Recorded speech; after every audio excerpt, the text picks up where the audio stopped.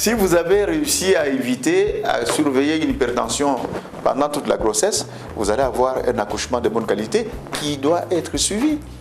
Il doit être suivi. Il faut un accoucheur, il faut quelqu'un sur place à côté, parce que la complication se fera nécessairement si vous n'êtes pas là.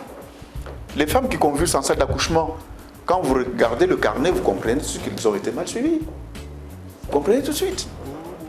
Si on n'a pas diagnostiqué dès le départ qu'elle était à risque, qu'elle était primipare, qu'elle était jeune, et qu'elle avait peut-être des parents qui étaient hypertendus, et qu'elle a suivi une grossesse qui a été mal surveillée, on l'a vu prendre du poids, faire des œdèmes, personne n'a bougé, elle vient convulser en salle, vous ouvrez le carnet, vous allez comprendre.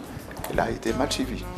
Donc, dans la clinique à haut risque, moi j'ai une clinique à haut risque. Ça veut dire quoi? Si je n'ai qu'un banc et que j'ai une femme devant moi, mon interrogatoire me permet déjà de la classifier, de savoir si elle est exposée à un risque quelconque, par les questions que je lui pose, c'est tout. Dès que j'ai découvert qu'il s'agit de ça, et je la mets dans une catégorie spéciale de suivi, qui permet qu'à chaque trimestre, on puisse avoir l'œil sur elle, savoir comment on la surveille. C'est rien que la surveillance. Dès que vous voyez qu'il y a l'un des paramètres qui se décroche, par exemple, tout de suite, vous savez ce qu'il faut faire. Mais à l'accouchement, ce sont des accouchements sous surveillance médicale. Parce qu'on sait bien que ça va déboucher sur des décès, d'accord? Mortalité maternelle ou décès fœtal, périnatal, n'importe quoi. Donc il faut coller dessus, pas une simple sage-femme qui, elle suit très bien la grossesse, mais quand il y a complications, il faut qu'elle soit aidée. Il faut qu'elle soit suivie.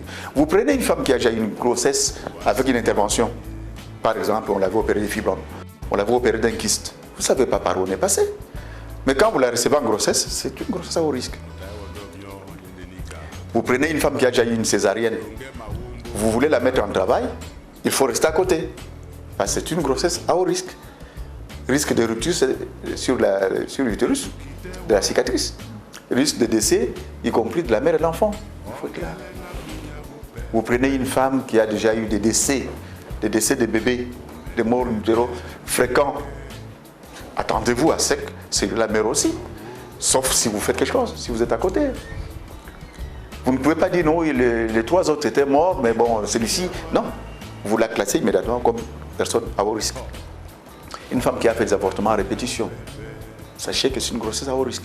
Elle ne vous dira pas non, l'autre fois c'est parce que je ne voulais pas, mais maintenant je veux bien. C'est une grossesse à haut risque.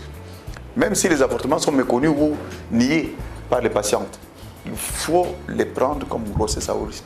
Parce qu'il y va de leur vie, vous pouvez leur sauver la vie.